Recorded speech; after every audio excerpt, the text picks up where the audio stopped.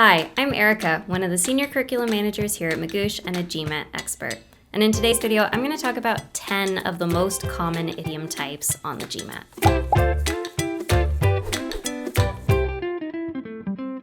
Now, before we jump into the list, I want to do a quick disclaimer, and that's that idioms are, for the most part, not worth your sentence correction study time. And that's because idioms rarely show up on their own on sentence correction questions.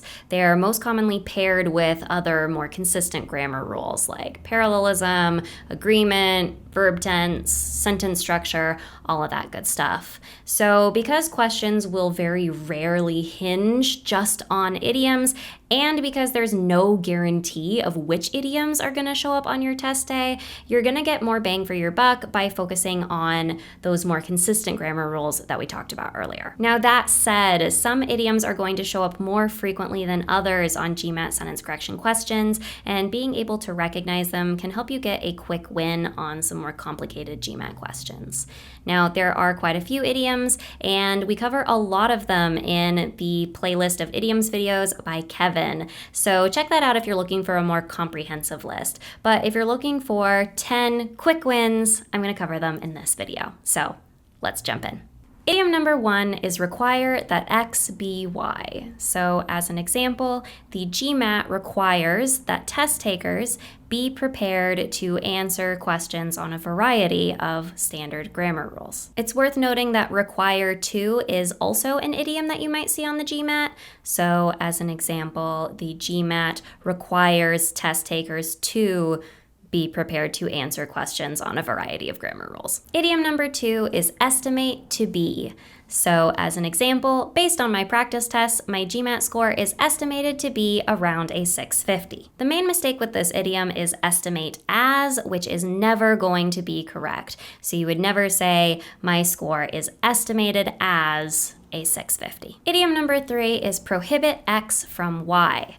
So as an example, your GMAT testing center will prohibit you from using your own scratch paper or your own calculator. Idiom number 4 is believe X to be Y. So as an example, admissions committees at business schools believe your GMAT score to be one of the best indicators of your future success in getting your MBA. Idiom number 5 is consider X, Y. So as an example, many business school admissions committees consider your GMAT score one of the most important elements of your application. Now, the most common mistake here is consider X to be Y, much like believe X to be Y.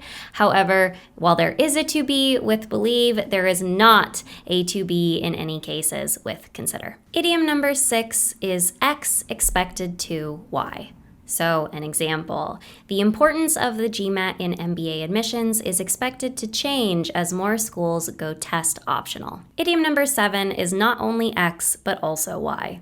So an example, in order to succeed on the GMAT, you need not only extensive content knowledge, but also rock-solid test-taking strategies. The important thing with the not only X, but also Y idiom is that X and Y must be parallel. So if X is a noun, Y must also be a noun. If X is a verb, Y must also be a verb. If X is a prepositional phrase, Y must also be a prepositional phrase. Idiom number 7 is neither X nor Y.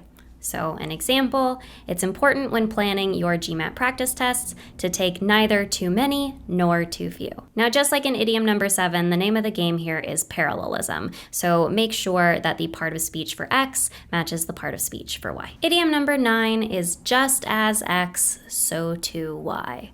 So an example here, just as timed practice can really benefit your GMAT performance, so too can untimed practice. Now, once again, the X and Y in this idiom must be parallel in order for it to be grammatically correct.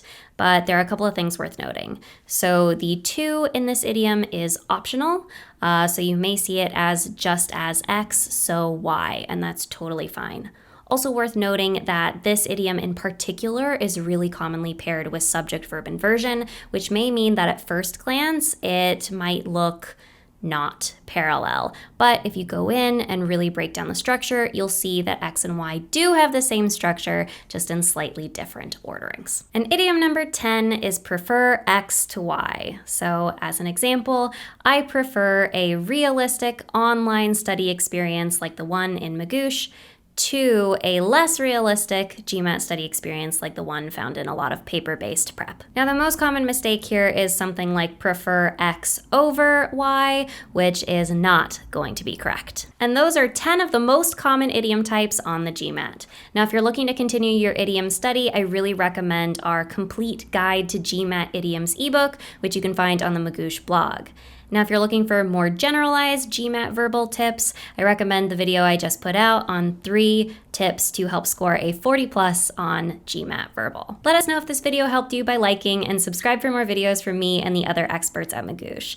And if you have suggestions for future videos or comments or questions or anything, leave those in the comments below. Thanks for watching, and I'll talk to you soon. So an example of not only, but also, I don't have one, okay. Leave your GMAT score, nope, that's wrong. So as an example, admissions committees at business schools believe that, nope.